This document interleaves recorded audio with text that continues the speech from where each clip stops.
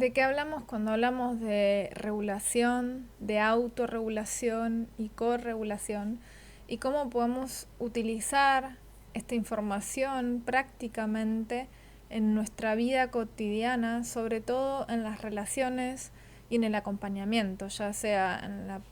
casa, con nuestros niños, en la pareja, en espacios laborales?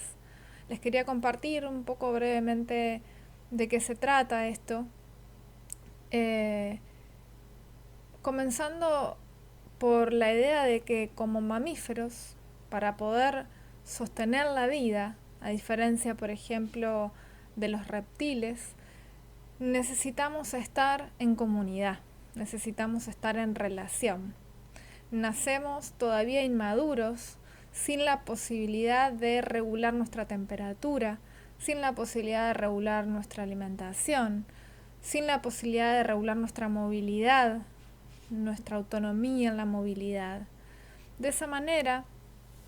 nuestro sistema nervioso, para poder estar en la vida y para poder sostenerse en la vida, necesita ser corregulado con mamá, papá o los adultos que en ese momento estén disponibles para ello. De esa manera, nuestro sistema nervioso autónomo se hace una pregunta básica, que es: ¿esto es seguro o no es seguro? Hay algo que desde algunas teorías llamamos neurocepción, que tiene que ver con la percepción de nuestro sistema nervioso como antenas que van registrando, que van midiendo si estamos o no seguros. Para sentirnos seguros necesitamos del contacto, necesitamos de la mirada, necesitamos de la escucha, necesitamos de alguien que nos alimente, de alguien que nos acobije, de alguien que nos ayude a digerir las situaciones que nos son abrumadoras. De esa manera, cuando crecemos,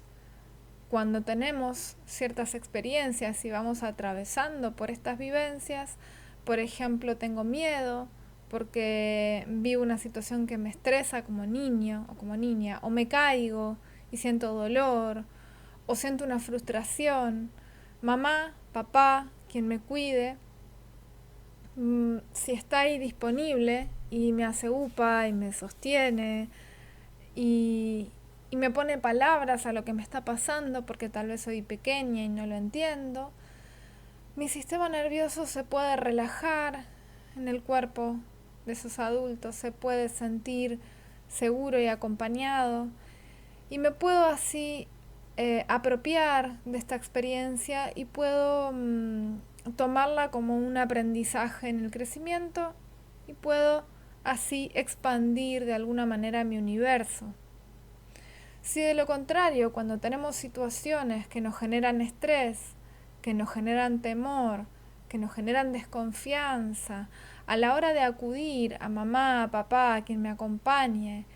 no está esa presencia. Y con presencia no me refiero a que no esté la persona, porque puede estar mamá o papá, pero puede no estar disponible. Puede estar la señorita del jardín, pero puede no estar disponible. Con disponibilidad nos referimos acá a una persona que esté en contacto conmigo, que esté observándome, que pueda sintonizar, resonar con eso que me está sucediendo, que pueda habilitar a lo que me está pasando tal cual me está pasando, sin juicios. Entonces, si yo tengo miedo, pero papá me dice: no hay que tener miedo, o me duele y mamá me dice: no pasó nada, levántate, ya está, no pasó nada. Cuando hay una incoherencia entre lo que el niño o la niña está sintiendo y el adulto que está acompañando, ahí se empieza a generar una desregulación. Es decir, a mí me sucede algo en el cuerpo, pero no puedo administrar esa energía, no puedo asimilarlo, no puedo hacer contacto porque es mucho para mí. Y el adulto, la adulta que está acompañándome no está allí para recibirlo, para hacer ese puente, para poder generar ese espacio seguro. De esa manera vamos creando inconscientemente en estas primeras etapas, recursos de supervivencia, es decir, maneras de sobrellevar esa situación, aunque tal vez no haya podido ser integrada. Entonces tal vez me caigo y tengo miedo, pero pierdo contacto con ese miedo, lo encapsulo de alguna manera en alguna zona de mi cuerpo y continúo. O tengo un dolor y sé que no tengo que llorar porque mamá me dice que no está bien llorar y, y no lloro, pero eso no quiere decir que haya superado esa situación o que no haya sentido dolor.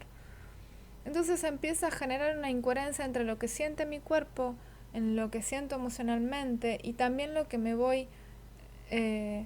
narrando. De esta manera, cuando somos adultos y adultas y tenemos ciertas situaciones que nos estresan, que nos angustian, que nos enojan, que nos dan miedo,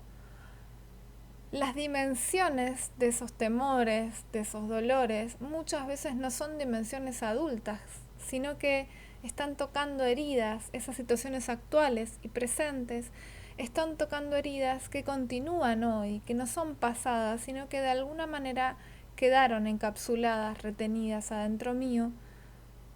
y que ahora tienen la oportunidad de ser vistas, de ser reconocidas. Entonces es muy importante para poder pensar nuestra autorregulación, es decir, la capacidad que hoy tenemos como adultos de acompañar situaciones personales o relacionales,